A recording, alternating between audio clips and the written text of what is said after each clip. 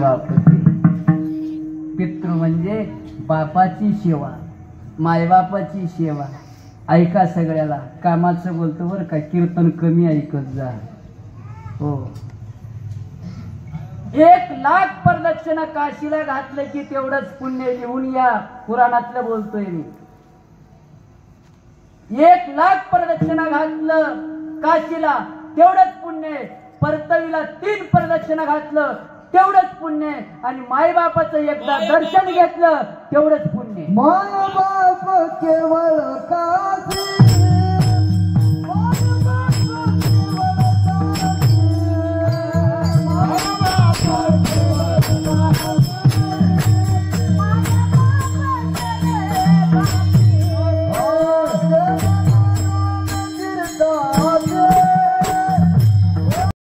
एक झोपडी दिसली, त्या झोपडीमध्ये आवाज दिलं, पाणी मिळेल का?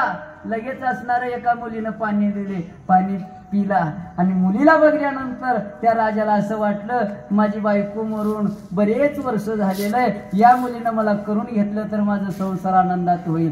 पण त्या राजाचा मुलगा लग्नाला आलता. पण काय करायचं, कसं बोलायचं आता? बोलाव का, आम्हाला लग्न करून घ्यायचंय? काहीच म्हणलं नाही, निघून गेला घरी.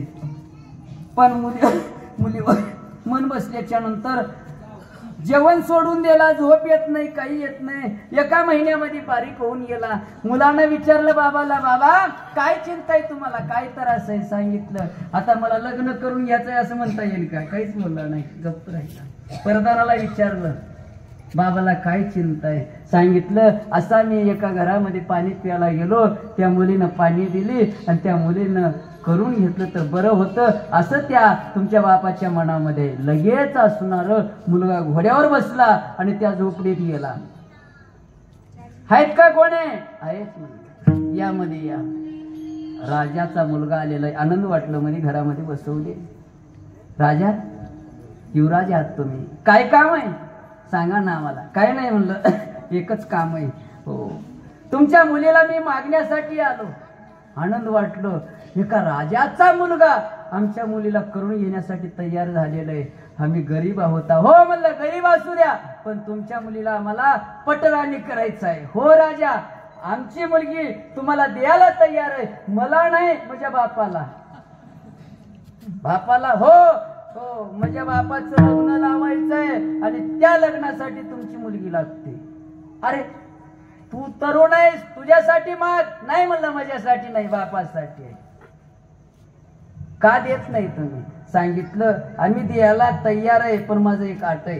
काय अट आहे? काय नाही म्हणलं, तुझ्या बापाला माझी मुलगी देणार आणि तुझ्या बापानं सिंहासन गादीवर बसणार आणि तू त्याचा मोठा मुलगा आहेस. तुझं लग्न होणार, लग्न झाल्यानंतर तुला मुलं होणार. तुझ्या बापाच्या पाठीमागे तू गादीवर बसणार. तू मेल्यानंतर तुझे पोरं गादीवर बसणार. पण माझ्या मुलीला झालेले मुलं काय करणार? मग म्हणून मी तुझ्या बापाला मुलगी देत नाही. त्या मुलानं म्हणलं, माझ्या बापाला तुम्ही मुलगी देऊन जर लग्न करत असेल, मी जलंबर लग्न करत नाही. त्यांचं नाव भीष्म पितामह गंगापुत्र विठ्ठल.